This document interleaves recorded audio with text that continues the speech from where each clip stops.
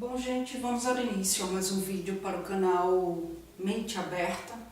Nesse vídeo aqui eu vou fazer para vocês mais uma sessão que irá corresponder à playlist de título Carla Responde. Tratando-se dessa playlist, eu já venho aí alguns vídeos atendendo ao e-mail do Ailton Lima, onde ele me escreveu pedindo aí para eu falar sobre o esquecimento, os lapsos da fala, o equívoco, a superstição e o erro. Ele quer saber o que é que isso tem a ver com o inconsciente, o que é que isso tem a ver com a emoção, com o comportamento, né? Bom, nos vídeos anteriores eu já falei aí sobre o esquecimento, né, os lapsos da fala, que está muito aí linkado à questão dos atos falhos, né? E aí aqui eu vou falar sobre o equívoco e a superstição. O erro pode ser aí nesse sentido sinônimo de equívoco, né? Então, vejam bem, o que significa o equívoco, né? Bom, o equívoco é tudo aquilo que tem mais de um sentido, vocês concordam? É tudo aquilo que tem mais de uma interpretação, é aquilo que é ambíguo, é aquilo que é mal entendido, muitas vezes é um erro, muitas vezes é um engano, né? Justamente porque é munido aí de duplos sentidos e por aí vai. Então, o equívoco ele vai estar aí atrelado, ele vai se referir à troca de palavras no discurso falado, né? São aí, como eu já falei anteriormente, são aí as situações dos lapsos, do ato falho, do xiste, né? E todas essas constituições do inconsciente que estudamos na psicanálise, os sonhos.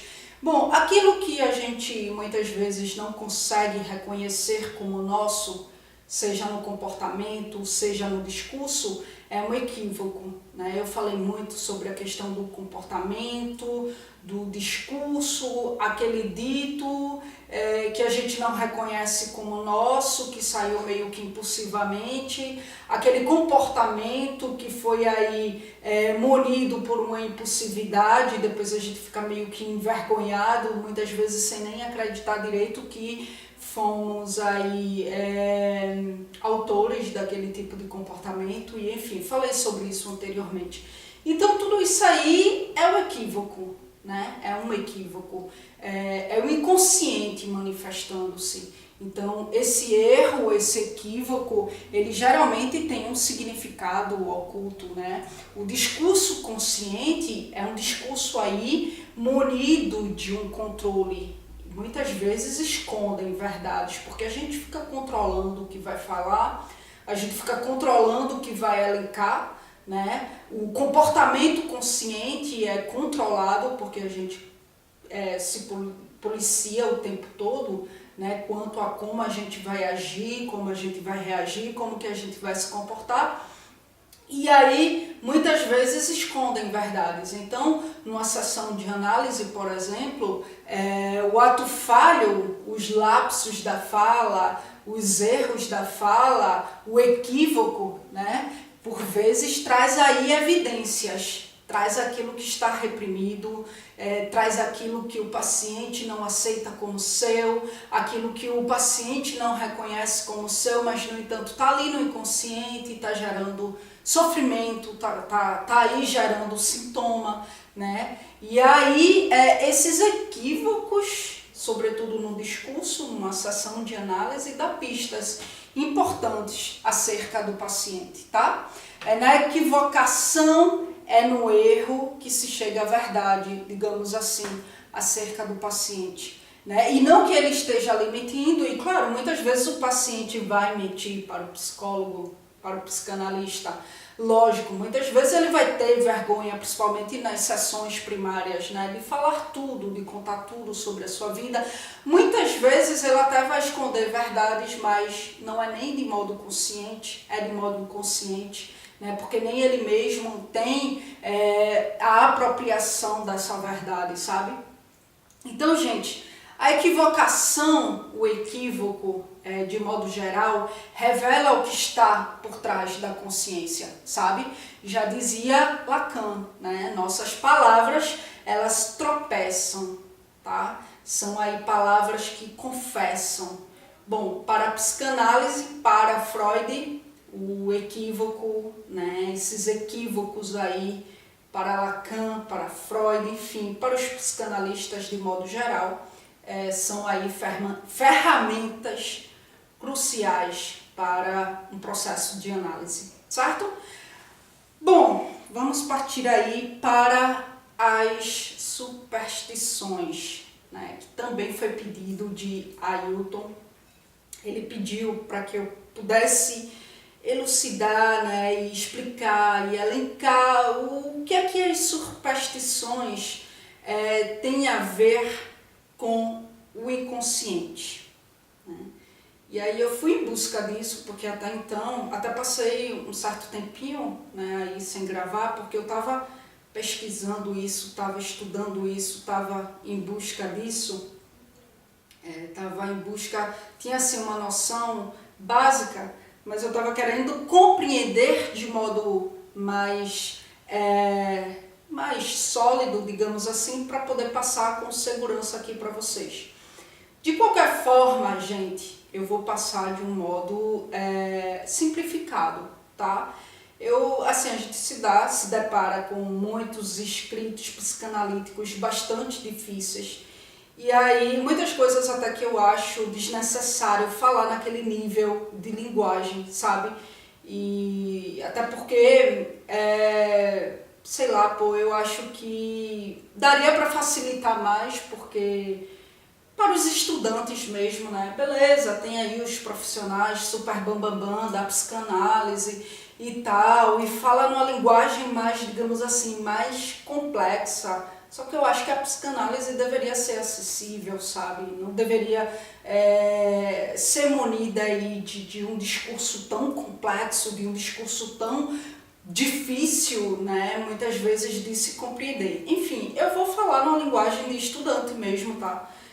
Para que vocês possam compreender, e vou falar aquilo que eu realmente compreendi, as minhas interpretações acerca do que eu li, tá certo?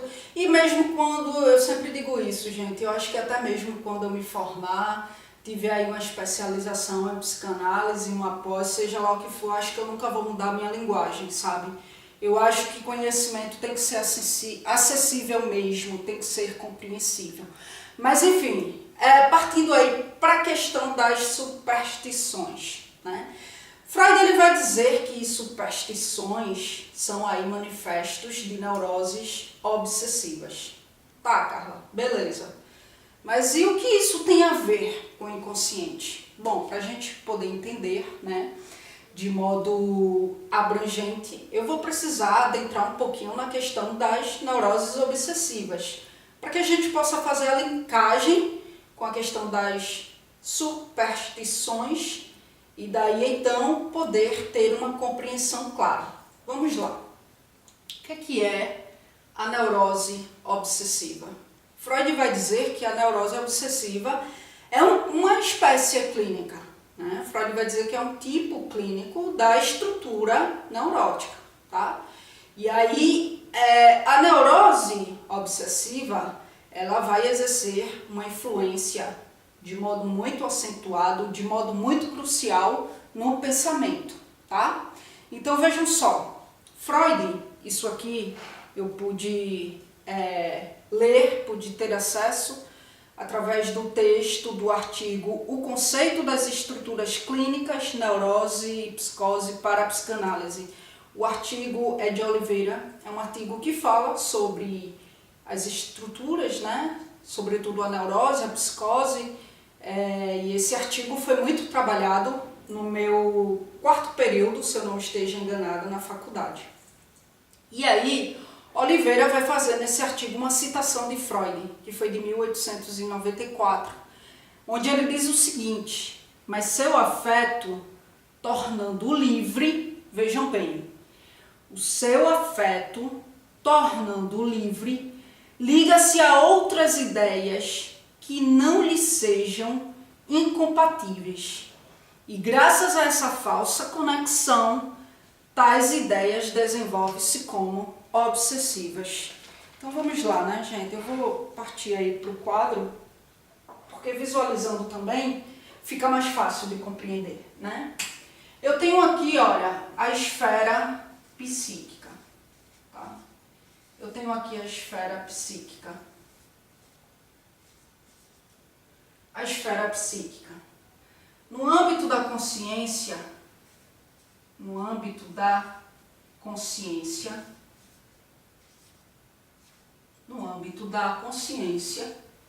eu vou ter aqui a ligação de um afeto e uma ideia. E a neurose, ela vai ser acentuada, né, a partir do momento que há uma divisão entre esse afeto e essa ideia, certo? A neurose obsessiva, ela começa a ser acentuada a partir disso aí.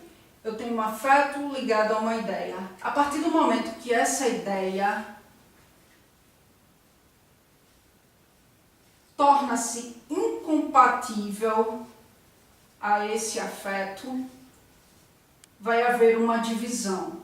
Quem vai intermediar essa divisão, vai haver uma divisão. Quem vai intermediar essa divisão é justamente o recalque, beleza? Tá, Carla, beleza, entendi. Mas dá um exemplo aí, bem simples, para que possa ficar mais claro. Vamos lá. Vou partir para um exemplo de fato bem simples. Eu até usei esse exemplo no meu outro canal, no canal Só Psicanálise, quando eu relatei a diferença entre a histeria e a neurose obsessiva, ou seja, eu fiz lá, a pedido também de um seguidor, eu fiz lá, eu elenquei a diferença entre a neurose histérica e a neurose obsessiva, né? Então vejam, o que acontece? Vamos lá. Marta namora com Felipe, certo? Marta namora com Felipe aí há 6 anos. Ela é super apaixonada por Felipe, muito apaixonada mesmo. Ela ama esse cara de um jeito muito acentuado, muito forte. Ela tem um afeto de fato muito significativo por ele, né? Primeiro namorado dela, e assim, ela sempre teve a ideia de que Felipe é o cara dos sonhos dela, sabe? Aquele cara perfeito, o príncipe encantado que preenche ela em tudo, que a completa em tudo, aquele cara super dedicado, super fiel, nunca traiu, né? Nunca deu a ela motivos para desconfiar dele, certo? Ele realmente é o cara para Marta. O que acontece? Felipe, há um tempo, começou a ficar estranho com Marta. E Marta começou a estranhar o distanciamento dele, ele meio frio, meio estranho com ela, ela ficou bem bolada com isso. E aí ela pegou o celular, ela nunca fez isso porque ele nunca deu motivo, mas aí agora ela super bolada pegou o celular dele. E catou lá o celular dele, encontrou lá um message, digamos assim, de uma garota. E aí ela descobriu que ele a traiu. Ele estava até então despreocupado com o celular porque ela nunca fez isso. E ele não imaginou que ela faria agora, né? Mas ela fez e descobriu a traição de Felipe. Marta ficou extremamente arrasada, cara. Porque, vê, ela construiu um afeto por Felipe, né? Um afeto por Felipe foi desenvolvido desse modo tão acentuado a partir da ideia que ao longo do tempo foi construída por parte dele, sabe? Ela o via realmente como um cara perfeito. E por ela ter a ideia de que ele era o cara perfeito, consequentemente ela se entregou pro cara sem medo, sabe? O afeto foi construído de modo muito acentuado mesmo, tá? E aí, de fato, para ela foi um baque, né? Pô, o cara cara que ela realmente confiava pra caramba atraiu. E aí ela terminou a relação, porque ela não admite traição. Até então Marta é uma mulher muito justa, não admite traição e resolveu terminar. Terminou o namoro e Marta caiu em um sofrimento profundo. Por quê? Porque a ideia que ela tinha de Felipe tornou-se incompatível ao afeto que ela tinha por Felipe. Porque o afeto que ela tinha por Felipe era um afeto proporcional à ideia que ela tinha dele de ser o cara mais foda do mundo, sabe? Por ser o cara realmente perfeito. A partir do momento que isso cai por terra, que a ideia que ela tinha dele cai por terra, essa ideia torna-se incompatível ao afeto que ela tinha por ele, que ela tem por ele. E isso causa muito sofrimento. Ela sentiu-se iludida, ela sentiu que viveu aí no mundo das fantasias durante 6 anos. Ela realmente idealizou o cara, sabe? Daí então o que acontece? Sofrendo pra caramba, isso começa a causar um desprazer muito gritante a Marta, de modo que o ego já não estava mais suportando. Aí o que acontece? Por meio do recalque, essa ideia começa a ser cada vez mais enfraquecida, né, na consciência, cada vez mais. Por quê? Como isso está causando desprazer ao ego, o recalque está aqui, ó, agindo nessa ideia, né, enfraquecendo essa ideia para poder minorar esse sofrimento aí de Marta. E aí essa ideia começa a ser enfraquecida,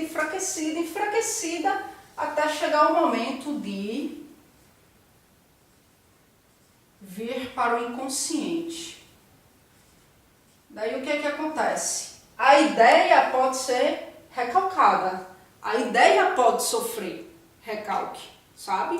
Pode sim, mas o afeto não. E aí o afeto como é que fica? O afeto não pode sofrer as ações do recalque, não pode ser recalcado. Então esse afeto, ele vai ficar livre, minha gente, na esfera psíquica. Ele ficando livre na esfera psíquica, lógico que ele vai conectar-se a outras ideias, certo? O afeto, ele sempre tem que estar conectado a uma ideia, ele não fica por muito tempo livre assim, pairando na esfera psíquica. Daí o que acontece? Na medida que essa ideia foi enfraquecendo, Marta começa a sentir o sofrimento minorado. E aí ela começa a pensar, cara, eu vou curtir minha vida agora, eu vou aproveitar minha vida de solteira, 6 anos aí com um cara e tal, vou realmente curtir. Marta conhece aí umas amigas da faculdade, começa a ir pra balada, começa a ir pra farra, conhecer pessoas novas, né? Conhece aí novos caras, começa a ficar, e aí vem, né, bebidas, sexo, drogas, e ela começa, de modo muito acentuado, a enfiar o pé nisso aí, tá? E aí chega um momento que Marta começa a fazer isso de modo obsessivo. Inclusive, os caras que ela conhece, com todos eles, ela vai pra cama, sabe? Sem nem pensar 2 vezes. O negócio é sexo, drogas, rock and roll, bebida e vou me afundar, né? E aí chega um tempo que ela não consegue mais viver sem isso. Ela precisa necessariamente desse estilo de vida. Curtição, balada, sexo, drogas, bebidas e tudo mais, certo? O que aconteceu? O afeto, ficando livre na consciência, ele vai ligar-se a outras ideias. Curtição, sexo, balada, bebida, drogas. Só que isso aqui, minha gente, é uma falsa conexão. Isso é uma falsa conexão. Porque a ideia primária, a ideia original desse afeto é essa aqui. A libido dela, a energia dela estava voltada para isso aqui. Só que isso acabou. Então ela vai em busca, e o afeto ficando livre, né? Ela precisa de alguma coisa para tamponar essa ausência aqui, né? Para tamponar o vazio dessa ausência aqui. E aí o que acontece? O afeto liga-se a essas ideias aqui. E ela desenvolve isso de modo obsessivo porque isso é uma falsa conexão. Ela precisa disso para não sofrer por isso. Entendeu? Porque que a ideia, a partir do momento que ligada ao afeto por uma falsa conexão, como diz Freud, vai aí desenvolver-se como obsessiva, porque a ideia original é essa aqui. Isso aqui é uma falsa conexão. A partir do momento que isso aqui causa sofrimento, ela precisa disso aqui para não sofrer por isso aqui. E por mais que isso aqui cause um desprazer, por que causa um desprazer? Né? No outro dia, muitas vezes, ela sente-se aí munida de uma ressaca moral, mas no outro dia ela quer de novo.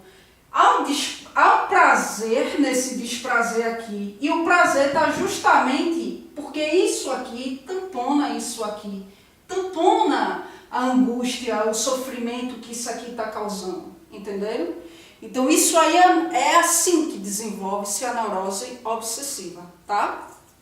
Então vamos aí para a questão da superstição, porque vocês acredito que entenderam isso aqui, agora vai ficar mais fácil para entender a questão da superstição e por que Freud vai dizer que a superstição é uma neurose obsessiva. Vejam bem, Freud tem uma obra, um texto aí que foi publicado em 1905. Originalmente em 1905 foi publicado Os Xistes e sua relação com o inconsciente. Para ser mais precisa, na página 223 a 224, ele vai dar uma palhinha à questão da superstição. Ele vai dizer o seguinte: são duas diferenças entre mim e o supersticioso. Freud neurótico, né? Então veja.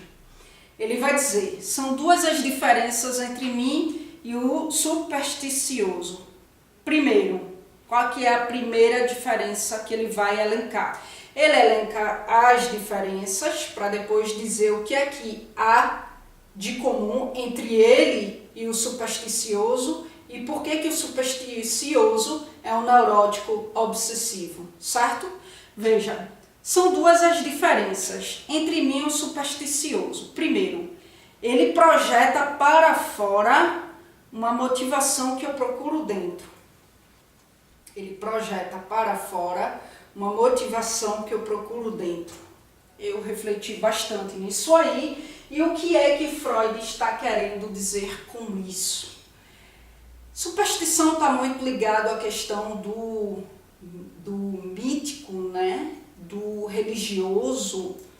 Então, Freud vai dizer que o supersticioso ele vai procurar fora uma motivação que para Freud existe dentro. Então, um exemplo. Bom, eu preciso ir à igreja todos os dias e rezar de joelho todos os dias, porque se eu não temer a divindade dessa forma, nada vai dar certo na minha vida. Então, necessariamente, eu preciso fazer isso. Eu preciso temer a essa divindade.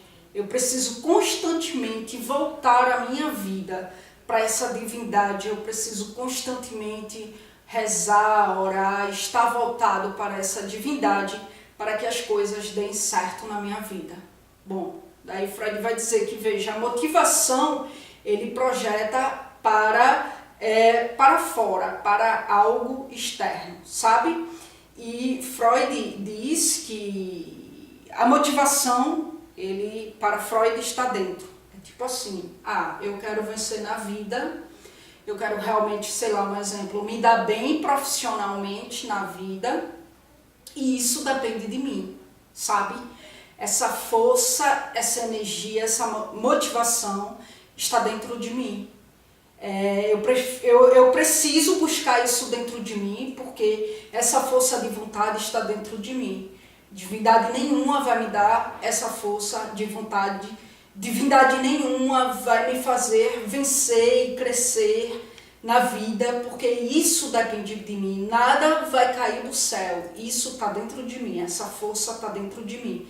Essa força não vem do externo, está dentro de mim. Bom, ele vai elencar essa primeira diferença. Segundo, ele vai dizer aqui, ó, o oculto para ele corresponde ao que para mim é inconsciente. Veja, ele vai dizer, o oculto para ele corresponde ao que para mim é inconsciente. Vamos lá. Deixa eu ver aqui uma superstição para poder explicar isso para vocês. Vê só. Aqui tem uma das superstições, né?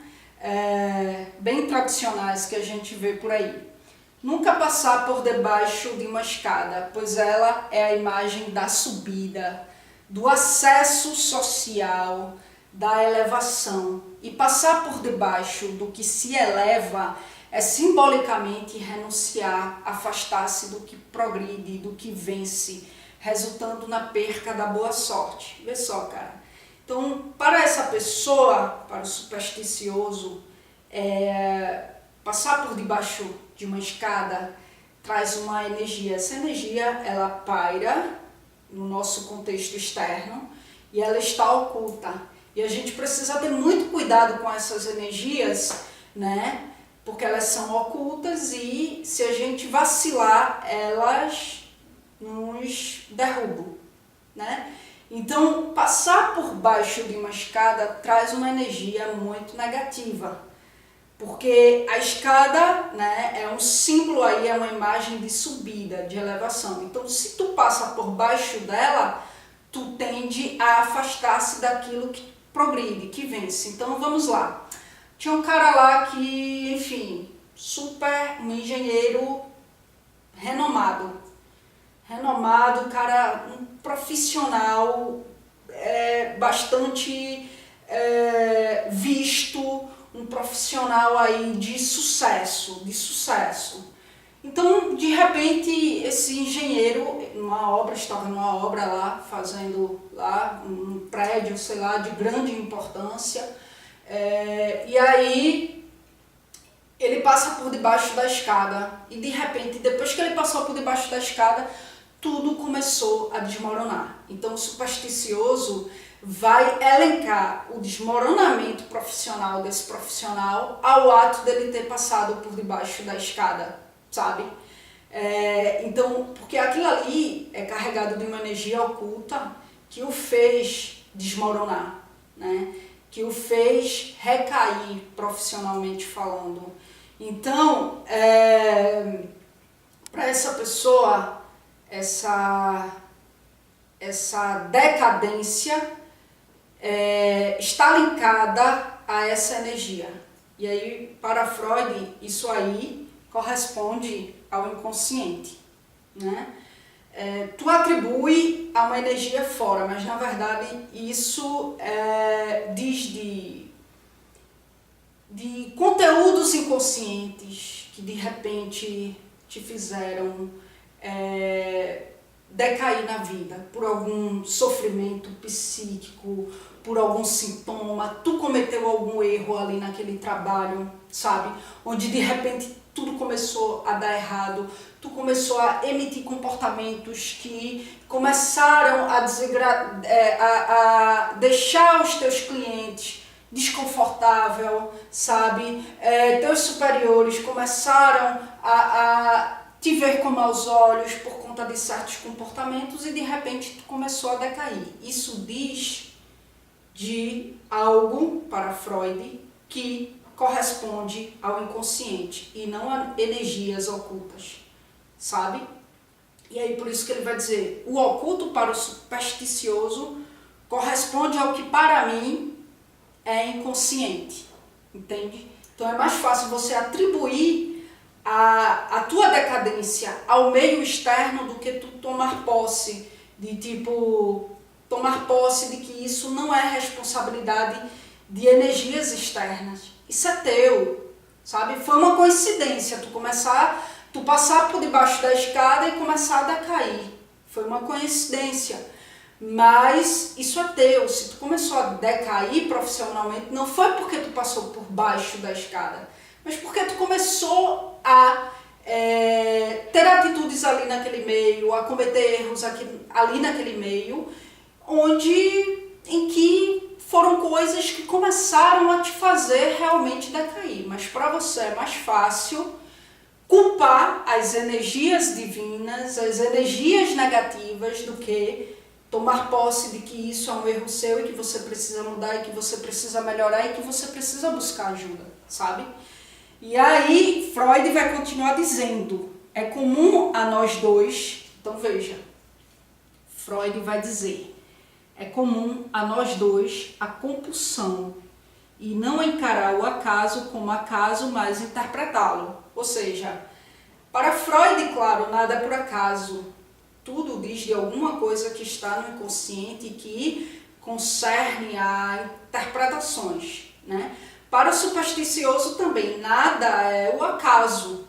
Para o supersticioso, tudo que acontece é interpretado, é explicado por meio de energias ocultas, energias externas, divindades, que fizeram com que aquilo ali acontecesse, né? E aí o comum também é a questão da compulsão. A compulsão é a repetição, né? Veja, aqui, ó, para Freud, a repetição disso aqui, né? A repetição, a compulsão a isso aqui, diz de um tamponamento de um sofrimento. O supersticioso, ele vai ter uma compulsão, a repetição. Eu vou todos os dias na igreja, eu vou todos os dias orar, eu vou todos os dias rezar, porque se eu não fizer isso, as divindades vão fazer a minha vida cair por terra, entende? Por isso que Freud vai dizer que a superstição é uma neurose obsessiva, tá? Então é isso, gente, Ailton. Eu espero que eu tenha de fato suprido as tuas expectativas quanto ao que você me pediu aqui, né? Quanto às suas dúvidas. Te peço desculpas pela demora em responder o teu e-mail. É como eu sempre falo aqui, gente. Eu demoro mesmo, porque assim, eu trago as dúvidas para dentro da playlist Carla Responde e eu recebo vários e-mails com dúvidas, sugestões de assuntos, então eu vou atendendo aos pouquinhos, por ordem de chegada, não passo ninguém na frente de ninguém para não ser injusto. Então, de fato, isso demanda mesmo um certo tempo. Então, eu peço desculpas sempre pela demora em atender vocês, tá bom? Então, é isso. Ó, na tela final aqui vai aparecer aí para você a playlist Carla Responde, caso você queira ver as dúvidas anteriores, as quais eu já explanei aqui, tá bom? Vai aparecer aí para você um íconezinho com a minha foto, que aí diz do meu canal secundário aqui no YouTube, que é o canal Só Psicanálise, como o próprio nome diz. Lá eu só falo sobre psicanálise, tá certo? E aqui embaixo na descrição do vídeo você vai encontrar aí os meios de contato comigo. Aliás, o meio de contato comigo, que é só por e-mail, para dúvidas e sugestões de assuntos. Obrigada, gente, mais uma vez pela atenção de vocês e até as próximas gravações.